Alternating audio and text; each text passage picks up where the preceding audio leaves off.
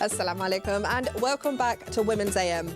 This morning I'm joined by Sister Nusrat, Sister Shahina, and our special guest this morning is Sister Naima B. Robert. Assalamu alaikum, sis. Alaikum salam. Jazakallah khair for joining us again on the show. It's always a pleasure to have you here, mashallah. I'm very, very busy lady, but I understand a lot of your time at the moment is being pumped into the Sisters magazine online now. Yes, sistersmagazine.com. We've just launched it. It's doing fantastically. We've had thousands of people coming on there, reading the articles, sharing them, talking about them. Yeah. And it's just a privilege for us to be able to share, you know, however many years since 2007 of articles from Sisters Magazine online for the first time for free. So, yeah, it's keeping us pretty busy. And I just think it's so amazing. This is like a free resource that we have out there. So, you know, we should all be taking advantage of it and using it as a way to kind of share ideas. And the nice thing about being online is you get that dialogue as well, isn't it? So, inshallah, that will continue to be successful. Without further ado, let's go straight to her views, where today we're asking, do we have our brothers' backs?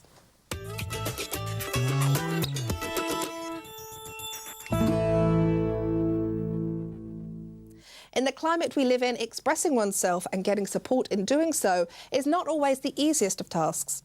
We find that when it comes to Muslims, we often speak of how the voice of the Muslim woman should be heard and presented in the dearth of limited depictions out there. And while this is the case, we find that the narrative of Muslim men are often underrepresented, and at times they have little support.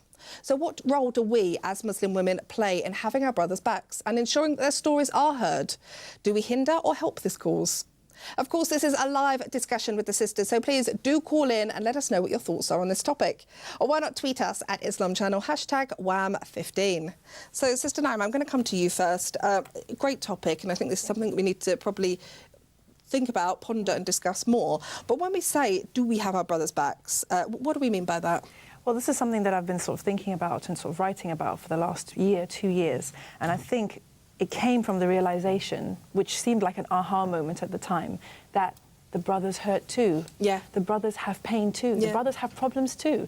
And when I said that in Nigeria, there was like a big, like almost applause from the audience. They couldn't believe it. That a sister brothers was and sisters? Well, more the brothers. More to the brothers. Fair. But you know, it's for someone to acknowledge, a sister to acknowledge that the brothers are not all powerful and don't have all the say and all the advantages was a big thing. Yeah. And I think recognizing that the brothers do need support and that they do have issues that they need help with, for them to acknowledge it and for us to acknowledge it and be supportive, I think is the first step towards actually bringing the two sides, if you like, together to more healing and a more cohesive and cooperative community. Yeah, absolutely. I mean, this is the thing, isn't it, where, you know, described in the Quran as kind of two halves of one thing. And I think we should think about that more in terms of, you know, expressing oneself and in terms of supporting one another as well. I think sometimes we limit that support to within the house, don't we? And we don't think about, you know, on a community level. But even on a community level, picture. Even on a community level, what you find often is there's a kind of combative type of relationship where the brothers, the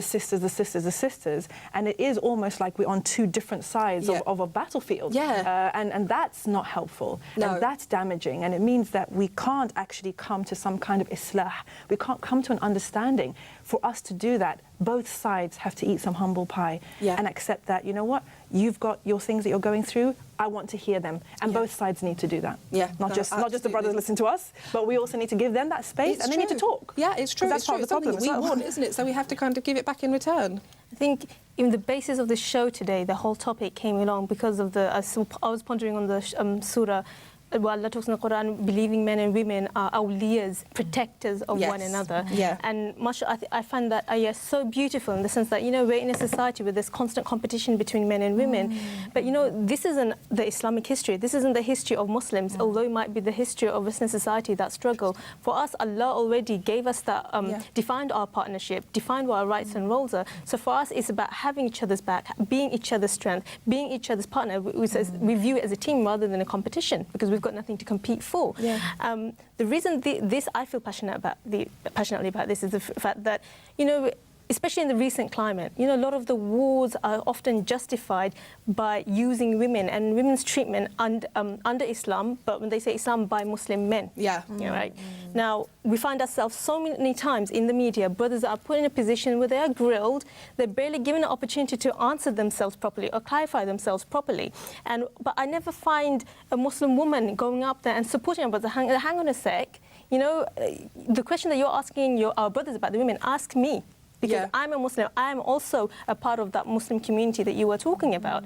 Now, but what I find difficult is, like, especially since September the 11th, there's so many documentaries have come out, and I remember 10 years ago watching this documentary about masjids and making space for women in the masjid. Now, this documentary had a group of Muslim women who just turned up at a masjid and demanded that a space be given to them.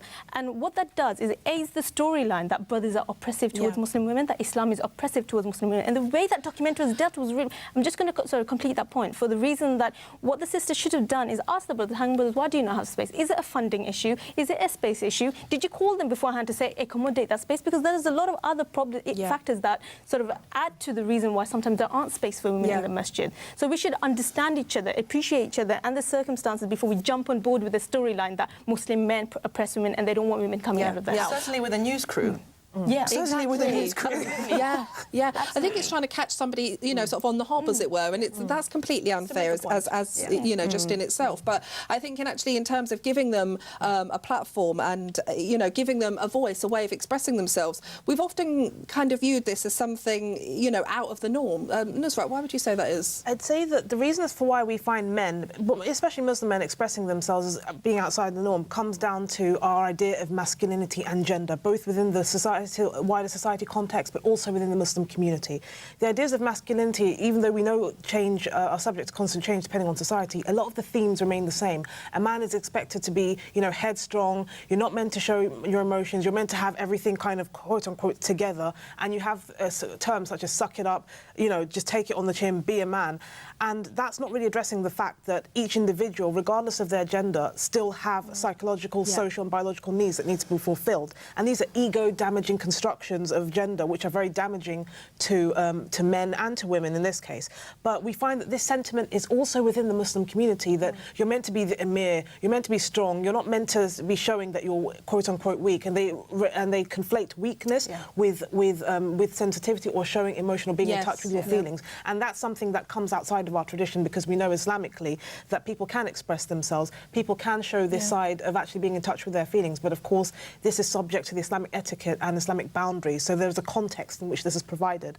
Another issue is the issue that even when outside of the Muslim community men want to express themselves, nobody really wants to hear it. Nobody wants to hear that. People want to hear the story of the guy that committed domestic violence. No one's hearing about the single Muslim father struggling to raise his children on his own. No one's hearing about the Muslim father hustling and grinding just to provide a safe space for his children to actually grow up. I think that's true, actually. Yes. That is a fantastic point. You know, would you agree with what Nusrat said, that it's maybe this, you know, image of what the male should be, what the man should be, that's kind of stifling their voice? I think at the end of the day, it's about emotional development. And maybe a lot of brothers out there listening are saying, what this nonsense these women are talking about, rubbish.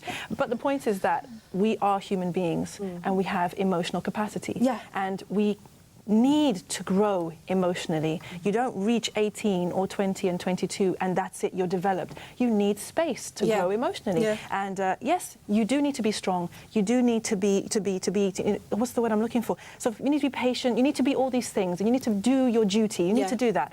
But you also need to acknowledge when things are difficult for you and deal with it. When you have pain, deal with it. When you have hurt, worry, concern, deal with it. Don't suppress it, because if you suppress it, it doesn't go away. People think that if I don't acknowledge it, if I man up, and if I do what I need to do, and I don't ever say, and no one ever knows that I'm hurting, I will be fine, it will be okay. But we know that psychologically it doesn't work. And you see that very often the brothers out there who are very pressured by society out there, it could be money worries, it could be security issues, it could be relationship issues. When they're in their home, they're not happy people.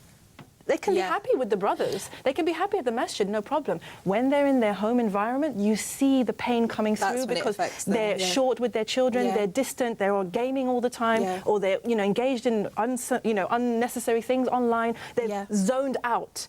That's not healthy. And once you acknowledge that I'm actually running away from my problems, I'm actually refusing to acknowledge that I'm upset with my wife because she doesn't acknowledge me, she doesn't appreciate me, and she puts me down, and this hurts me. I have to acknowledge that and deal with it and say, yo, listen, we need to talk about this, okay? Not just get angry, slam the door, and go on your laptop, and that's it for the rest of the night, and do that for weeks and months on end. And this is what does happen. I absolutely agree with you, and I think we see in the home when men aren't discussing, you kind of fill in the gaps for yourself, and that is something very unhealthy. And we'll carry on with this after the break, inshallah.